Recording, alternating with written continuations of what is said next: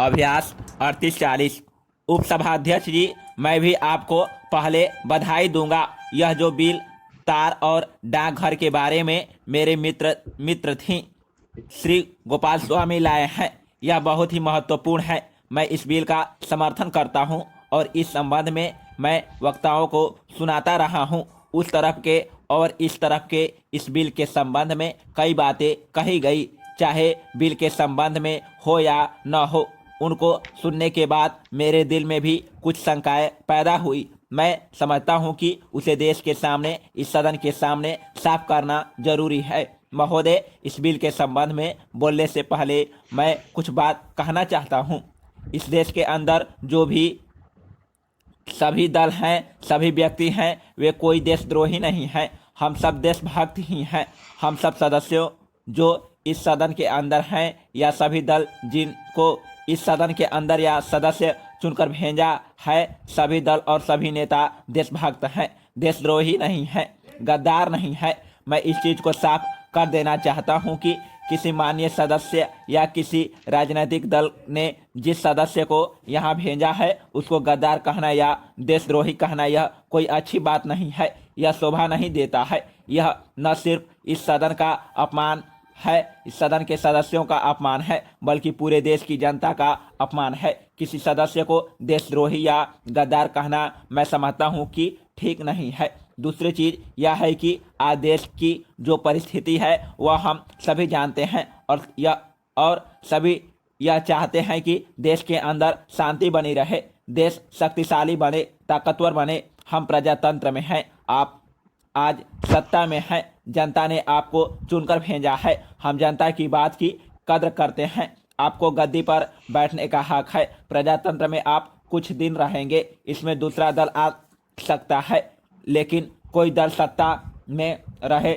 जिसको जनता ने कुर्सी पर बैठा दिया, उसको मनमानी करने का अधिकार नहीं है। किसी पार्टी को, किसी सरकार को यह अधिकार नहीं है, बल्कि सारे देश की जनता और जो उस दल के लक्ष्य हैं, सिद्धांत हैं, उसकी नज़र में रखते हुए उसे काम करना है।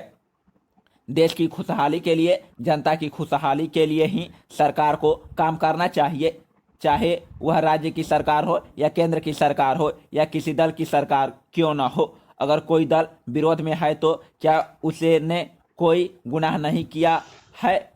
कल आप विरोधी दल बन सकते हैं। जनता किसी दल को सत्ता में रखती है, किसी दल को विरोध में रखती है, तो वह यह कहना कि सारे विरोधी दल गद्दारी कर रहे हैं या देश के दुश्मन हैं, यह कोई ठीक बात नहीं है। हाँ, आप अपने दल के नेता की तारीफ कीजिए, उनको भला कहिए, इसमें कोई बुरी बात नहीं हो सकती।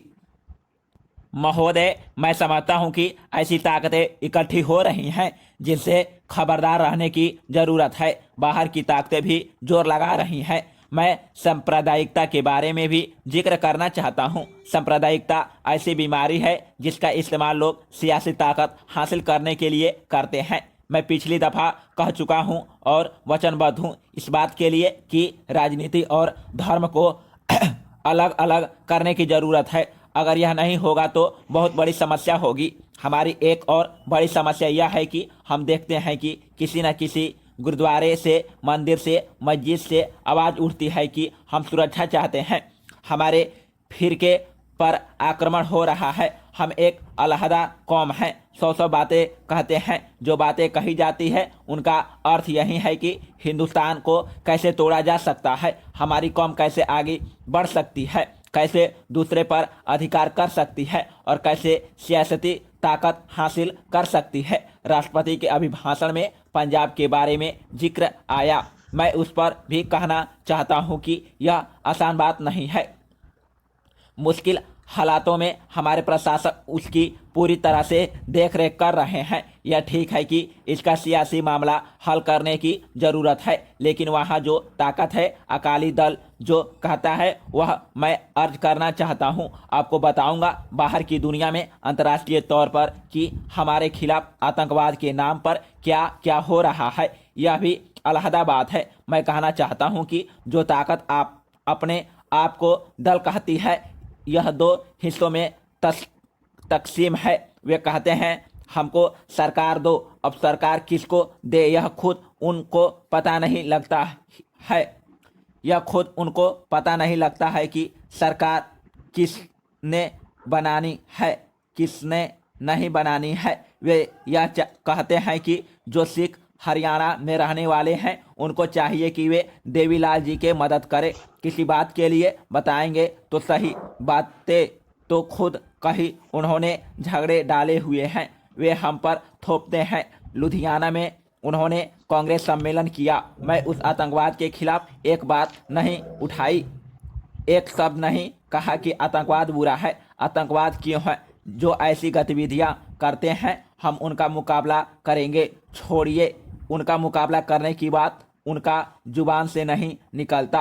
आज सरदार बादल से पूछा गया, जरा बताइए तो सही, यह आतंकवादी जो बेगुनाहों को मारते हैं आप उनके खिलाफ क्यों आवाज़ नहीं उठाते? वे कहते हैं कि हमें क्या पता है कि कौन निर्दोष है और कौन दोषी है, यह पता नहीं। जिस गरीब के ऊपर जो अपनी दुकान में बैठा हुआ है उस पर गोली चलाई जाती है, जिस राह चलते पर गोली मार दी जाती है वह पता नहीं कौन है। मैं कहता हूं कि पाकिस्तान से हमारी दोस्ती होनी चाहिए हर कीमत पर।